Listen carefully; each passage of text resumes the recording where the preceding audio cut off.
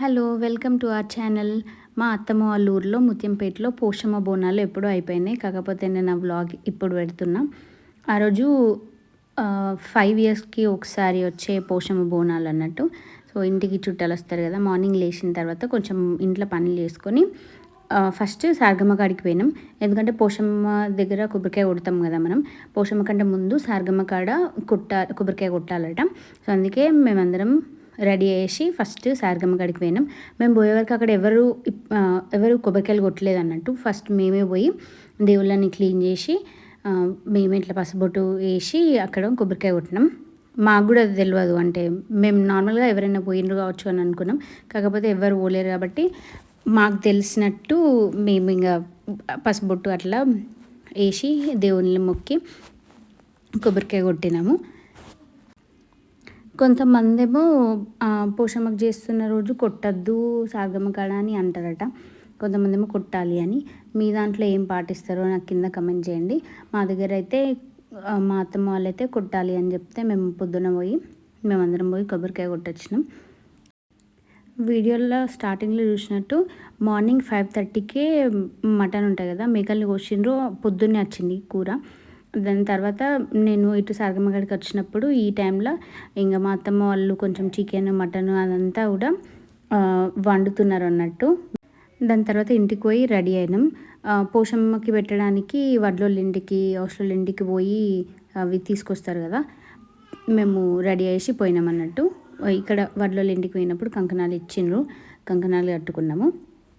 పెళ్ళి కాకంటే ముందు పోషమ్మ బోనాలు చేసిండ్రు. దాని తర్వాత ఇప్పుడు 5 ఇయర్స్ తర్వాత మళ్ళీ ఇప్పుడు వచ్చింది. మా పెళ్ళి తర్వాత ఒకసారి తిరుగు బోనాలు అని చేసిండ్రు, అని అప్పుడు ఇంత పెద్దగా చేయలేరు. ఇప్పుడు కొంచెం పెద్ద చేసిండ్రు. ఆ రోజు బోనం నేను ఎత్తుకున్నా.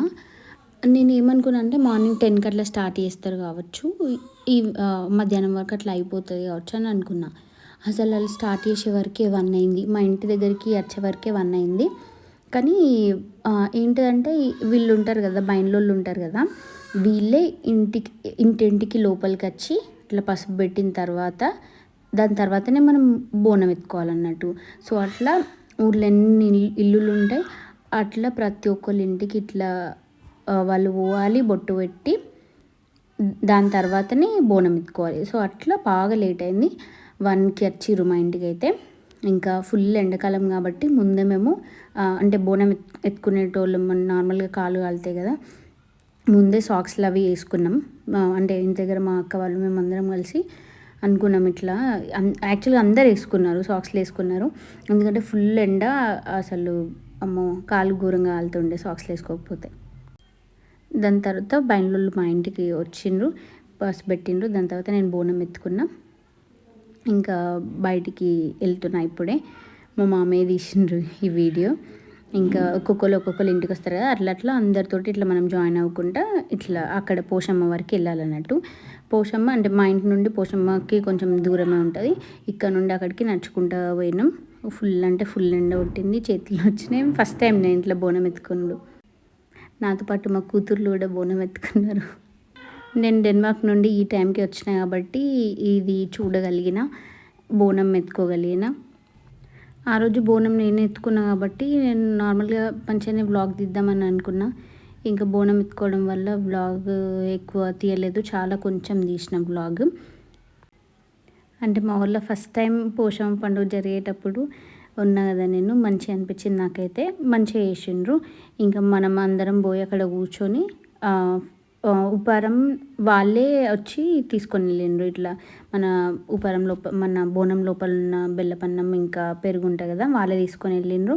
గుడి లోపలికి వాళ్ళే తీసుకొని వెళ్ళి మళ్ళీ బయటకు తీసుకొచ్చి మన దాంట్లో కొంచెం వేసిండ్రు అన్నట్టు. అండ్ ఆ రోజు పోషమ్మకి ఓట్ బియ్యం పోస్తారట. ఫస్ట్ టైం నేను అట్లా ఓట్ బియ్యం పోయడము. ఇక నాకు తెలియదు కదా, వాళ్ళు చెప్తుంటే పోసిన. అక్కడ ఫుల్ మంది ఉండే ఆ రోజు. తొందరగా కానివ్వండి అని అంటే తొందర అట్లా పోసినాము. ఇంకా బయటికి వచ్చిన తర్వాత కొంచెంసేపు అంటే వాళ్ళు ఉపారం తీసుకొచ్చే వరకు కొంచెం టైం పడుతుంది కదా, అక్కడ కొబ్బరికాయ కొట్టి అదంతా. ఇంకా కొంచెం అట్లా వీడియో క్లిప్స్ తీసుకున్నాము. అండ్ ఈ వీడియో ఆల్రెడీ నేను యూట్యూబ్లో షార్ట్ లాగా పెట్టిన. అక్కడ ఒగ్గు కథ చెప్తారు కదా, అప్పుడు దైవిక్ మంచిగా వింటుండే అన్నట్టు. ఇది షార్ట్లో పెట్టిన, చూడండి. Thank you so much for watching this video. ఇంతే రికార్డ్ చేసిన నేను ఈ vlog. Thank you so much. Please to subscribe.